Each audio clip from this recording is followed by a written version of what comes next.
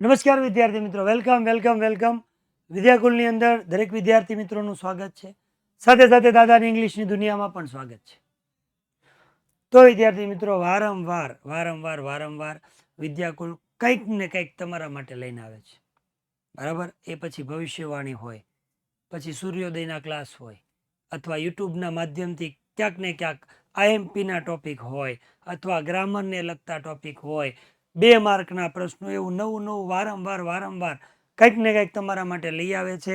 ફરી પાછું એ જ ચીલો છે એને આગળ વધારતા આજે તમારા માટે, એટલે કે ધોરણ 11 ગુજરાતી માધ્યમની અંદર ભણતા ધોરણ 11ના, અને ઘણી વખત આ જ્યારે બોલીને ત્યારે અમુક છોકરાને પ્રશ્નો ઊભા થાય છે કે સર કોમર્સની વાત કરો કે આર્ટ્સ. 11 કોમર્સ અને 11 આર્ટ્સનું ઇંગ્લિશ સેમ છે.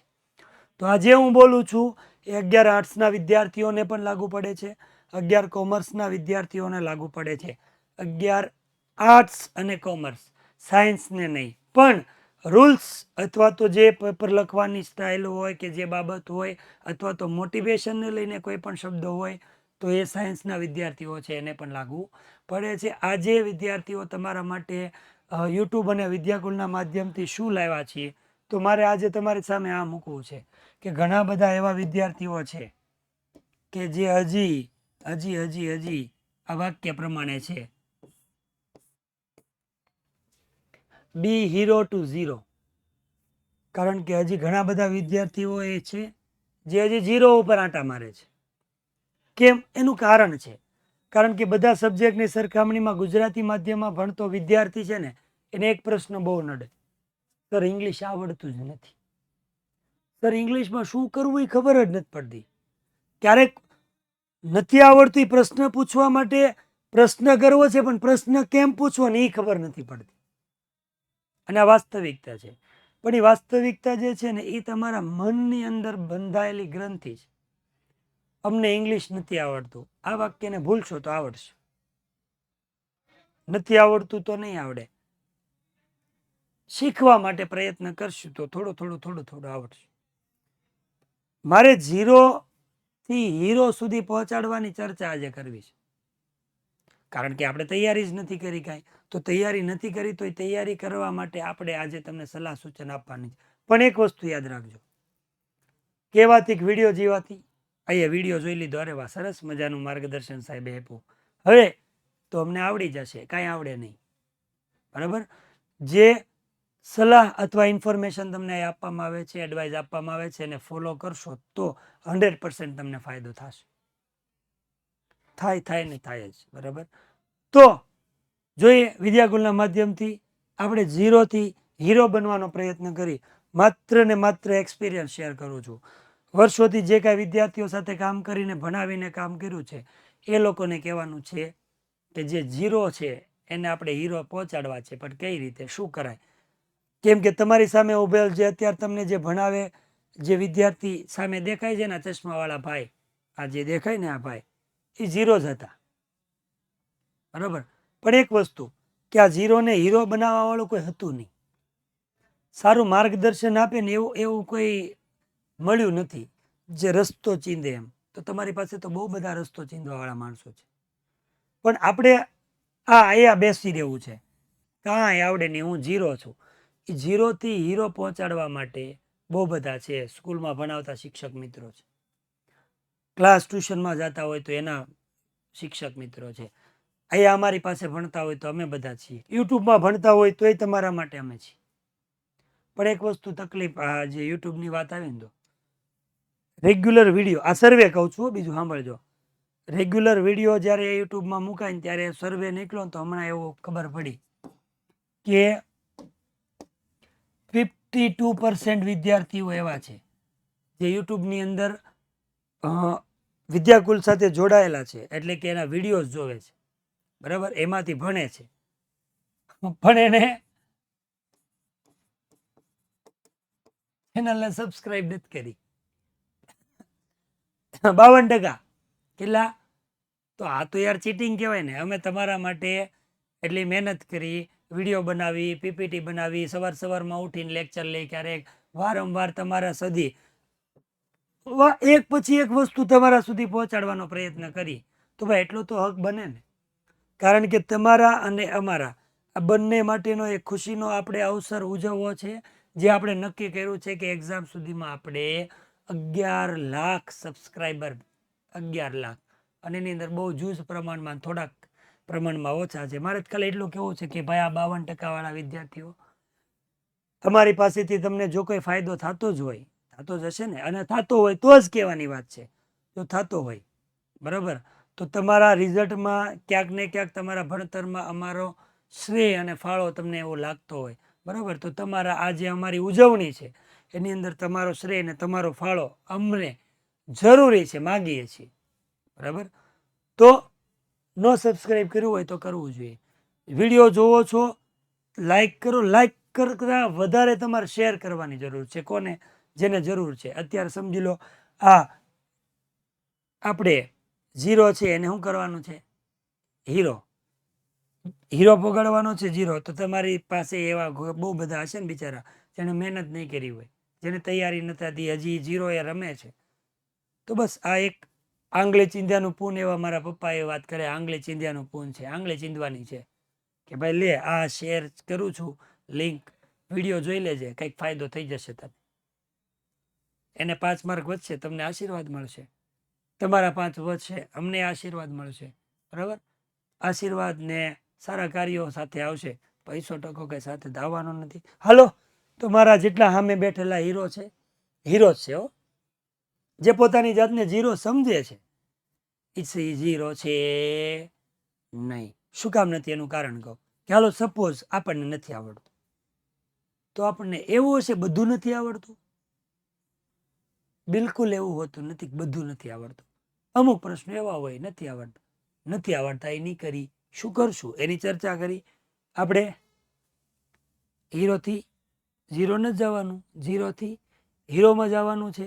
અહીંથી એક્સપિરિયન્સ શેર કરું છું, ઇંગ્લિશનો કોઈ ડર રાખવાનો છે નહીં બરાબર. આ તમે બધા છો અને આ ઇંગ્લિશનો ડર છે, આપણે એને આમ જોરથી પાટું મારી દેવાનું છે કે ચાલ નીકળ, તારી જરૂર જ નથી, ઇંગ્લિશથી હમ ડરતે નહીં હે. અને ડરવા નથી, જે કાંઈ હોય, જે કાંઈ પ્રશ્ન નડતા હોય, અમે તમારી સાથે છીએ.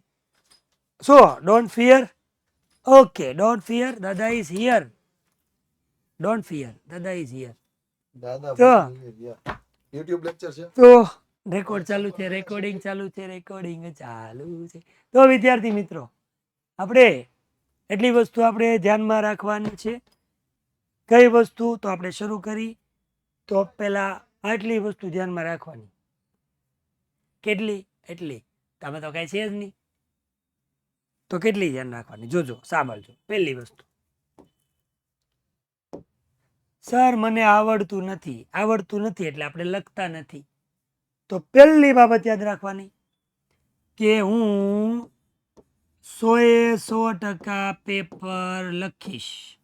આવડે તોય લખીશ, નહીં આવડે તોય લખીશ. 50 માર્કનું પેપર હશે, 50 માર્ક્સ છે, એનું પેપર આપણે લખશું. પહેલી બાબત આ ધ્યાનમાં રાખવાની છે, આવડે કે નો આવડે બરાબર. બીજી બાબત, 0 થી હીરો બનવાનું છે, આ બનાવશે પોઈન્ટ્સ. બીજું, આને કાઢી નાખો મગજમાંથી બરાબર, અને આને મગજમાં લાવો અને સ્ટાર્ટ કરો. મને નથી આવડતું એમ કઈ ચોપડી જે નીચે મૂકી દીધી છે ને, એની જગ્યાએ મને આવડતું નથી પણ હું ટ્રાય કરીશ, તો 5%, 10%, 15% એ તો આવડશે. તો આ એક યાદ રાખો, આઈ કાન્ટની જગ્યાએ આઈ કેન શરૂ કરો પહેલા બરાબર. ત્રીજી,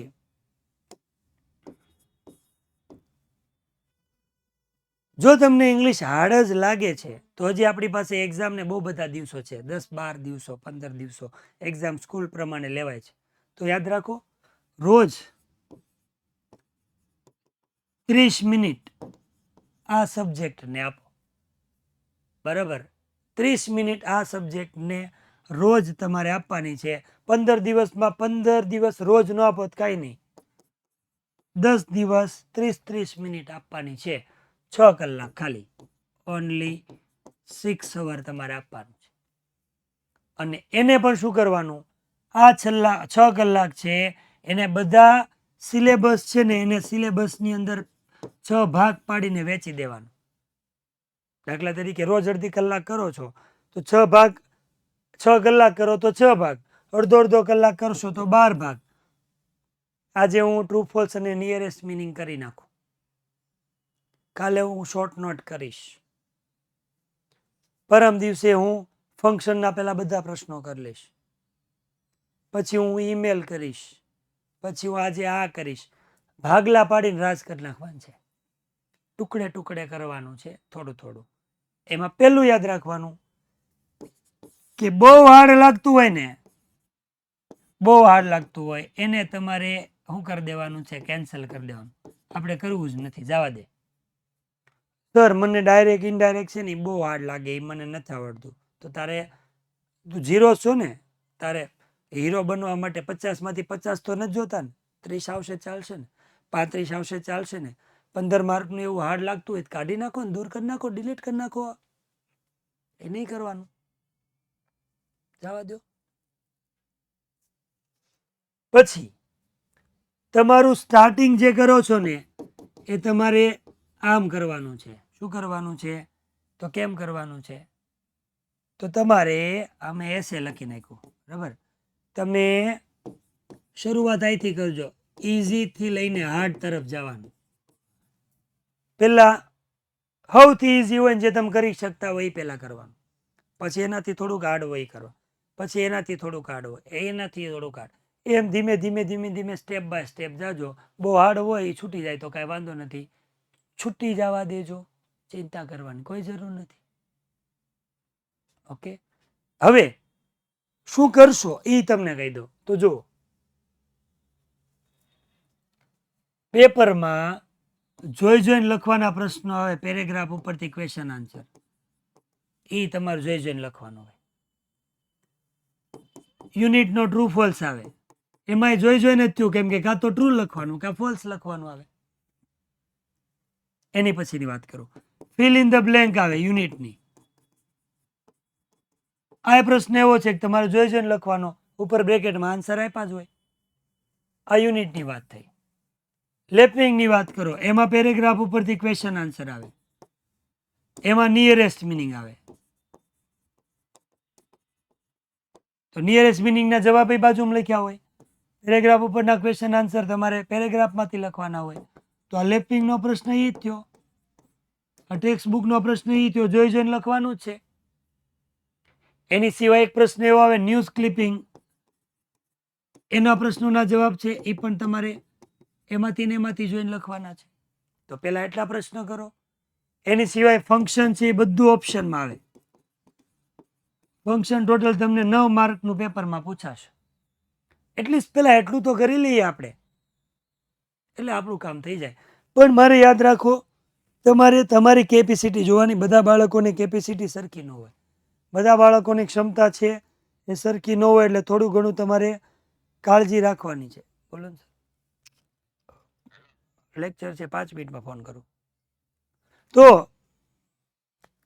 આ બસ આ ધ્યાન મારો, તમે તમારી કેપેસિટીને પારખો. એમ ઝીરો બની ન જાઓ અને હથિયાર હેઠા ન મૂકી દો, જાળવી રાખો, તૈયારી શરૂ કરો.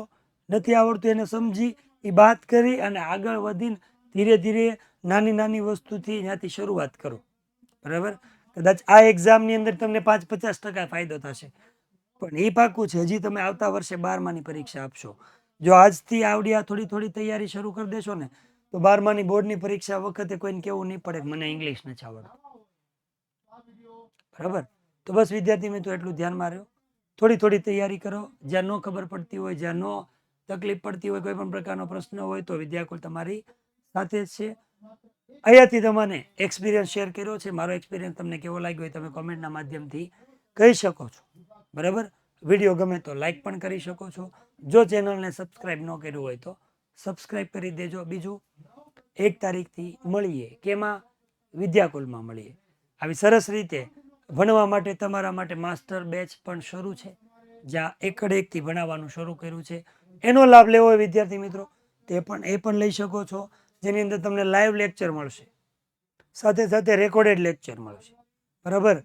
વોટ્સઅપ સપોર્ટ મળશે, જેની અંદર તમારા પ્રોબ્લેમનું સોલ્યુશન તમને મળશે, બરાબર. મટીરિયલ મળશે બધા પ્રકારનું, એક્ઝામ તમારી લેવાશે. આ બધા પ્રકારના જે ફીચર્સ છે એ માસ્ટર બેચમાં જોડાવાથી તમને મળી શકે છે. એકવાર ટ્રાય કરીને જોઈ શકો, 100% તમને રિઝલ્ટ મળશે ને મળશે. તો બસ વિદ્યાર્થી મિત્રો, આજ માટે એટલું જ.